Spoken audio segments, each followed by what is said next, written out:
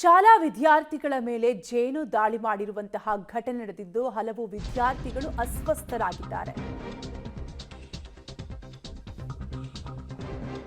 ಶಾಲಾ ವಿದ್ಯಾರ್ಥಿಗಳ ಮೇಲೆ ಜೇನು ದಾಳಿಯಾಗಿದ್ದು 21ಕ್ಕೂ ಹೆಚ್ಚು ವಿದ್ಯಾರ್ಥಿಗಳು ಅಸ್ವಸ್ಥಗೊಂಡಿದ್ದಾರೆ. ಕರಗಿನಕೊಪ್ಪ ಗ್ರಾಮದ ಮೊರಾರ್ಜಿ ದೇಸಾಯಿ ವಸತಿ ಶಾಲೆಯಲ್ಲಿ ಈ ಘಟನೆ ನಡೆದಿದ್ದು ಉತ್ತರ ಕನ್ನಡ ಜಿಲ್ಲೆಯ ಮುಂಡಗೋಡ ತಾಲೂಕಿನ ಕರಗಿನಕೊಪ್ಪದಲ್ಲಿ ಈ ಘಟನೆ ಸಂಭವಿಸಿದೆ. ಈಗ ಮುಂಡಗೋಡು ತಾಲೂಕು ಆಸ್ಪತ್ರೆಯಲ್ಲಿ ವಿದ್ಯಾರ್ಥಿಗಳಿಗೆ ಚಿಕಿತ್ಸೆಯನ್ನು ಕೂಡ ಕೊಡಿಸಲಾಗ್ತಾ ಇದೆ. 2ನೇ ಮಹಡಿಯ ಮೇಲೆ ಕಟ್ಟಿದ್ದಂತಹ ಹೆಜ್ಜೇನು ಗೂಡಿನಿಂದ ಹೆಜ್ಜೇನು ದಾಳಿ ನಡೆಸಿದ್ದು ಜೇನುಗೂಡಿಗೆ ವಸ್ತುವಿನಿಂದ ಹೊಡೆದಿದ್ರು ವಿದ್ಯಾರ್ಥಿಗಳು.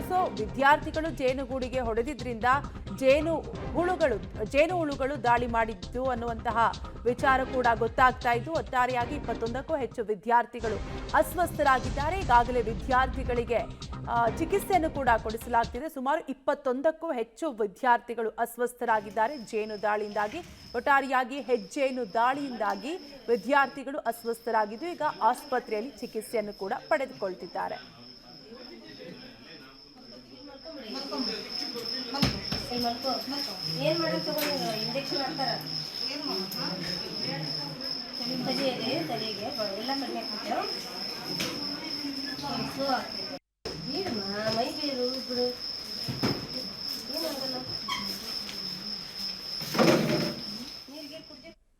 ಡೀಟೇಲ್ಸ್ ಕೊಡ್ತಾರೆ ನಮ್ಮ ಪ್ರತಿನಿಧಿ ನವೀನ್. ದೂರವಾಣಿ ಸಂಪರ್ಕದಲ್ಲಿ ಕನೆಕ್ಟ್ ಆಗಿದ್ದಾರೆ. ನವೀನ್, ಸದ್ಯಕ್ಕೆ ವಿದ್ಯಾರ್ಥಿಗಳ ಪರಿಸ್ಥಿತಿ ಯಾವ ರೀತಿಯಾಗಿದೆ, ಯಾವಾಗಾಯ್ತು ಘಟನೆ ಅಂತ? ವಿದ್ಯಾರ್ಥಿಗಳಿಗೆ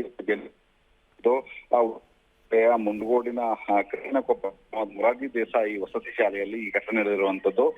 2ನೇ ಮಹಡಿಯಲ್ಲಿ ಏನು ಜೇನು ಕಟ್ಟಿತ್ತು ಆ ಸಂದರ್ಭದಲ್ಲಿ ಆ ಹುಡುಗರ ಒಂದಿಷ್ಟು ಚೇಷ್ಟೆ ಮಾಡ್ಲಿಕ್ಕಾಗಿ ಏನೋ ವಸ್ತುಗಳನ್ನು ಎತ್ತಿದ್ದಾರೆ. ಆಗ ಜೇನು ಹುಳ ಇಡೀ ಶಾಲೆಯ ಸುತ್ತಮುತ್ತ ಕಳ್ತದೆ. ಶಾಲೆಯಲ್ಲಿ ಇದ್ದಂತಹ ವಿದ್ಯಾರ್ಥಿಗಳಿಗೆ ಕಡಿತಗೊಳ್ತದೆ.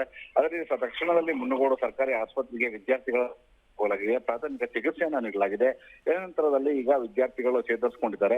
ಯಾರಿಗೆ ತುಂಬಾ ಸೀರಿಯಸ್ ಆಗುವಂತಹ ಒಂದು ಇಂಜುರಿ ಆಗದೇ ಇರೋದ್ರಿಂದಾಗಿ 21 ಜನ ಮಕ್ಕಳು ಏನಿದ್ದಾರೆ ಅವರೆಲ್ಲರೂ ಕೂಡ ಈಗ ಸುರಕ್ಷಿತವಾಗಿದ್ದಾರೆ.